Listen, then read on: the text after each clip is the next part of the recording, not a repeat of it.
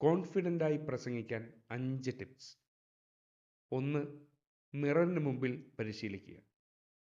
ഒരു മിററിന് മുമ്പിൽ നിന്ന് പരിശീലിക്കുമ്പോൾ നമ്മൾ എങ്ങനെയാണ് നമ്മളെ തന്നെ ഒരു ഓഡിയൻസിന് മുമ്പിൽ പ്രസൻറ്റ് ചെയ്യുന്നത് എന്ന് നമുക്ക് മനസ്സിലാക്കാൻ കഴിയും. 2. ഓഡിയോ അല്ലെങ്കിൽ വീഡിയോ റെക്കോർഡ് ചെയ്ത് കേൾക്കുക.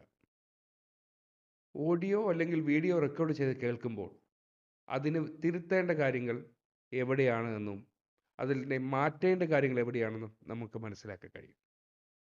3. മനസ്സിലാക്കി പറയുക.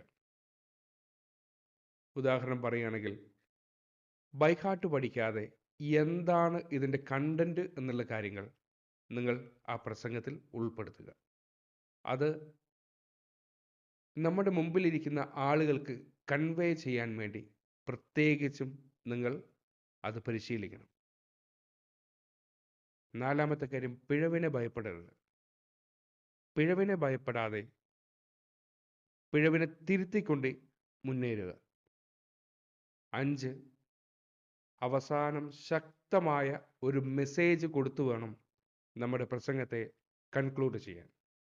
നിങ്ങൾ ചെയ്യുന്ന ആ ഒരു പ്രസംഗത്തിൻ്റെ എല്ലാ കണ്ടന്റും ആ കൺക്ലൂഷനിൽ ഉൾപ്പെടുത്തുക. അടുത്ത തവണ നിങ്ങൾ ഇങ്ങനെ ഒന്ന് ട്രൈ ചെയ്ത് നോക്കൂ. ഇതിൻ്റെ റിസൾട്ട് കമൻറ്റ് ചെയ്യുക. Thank you.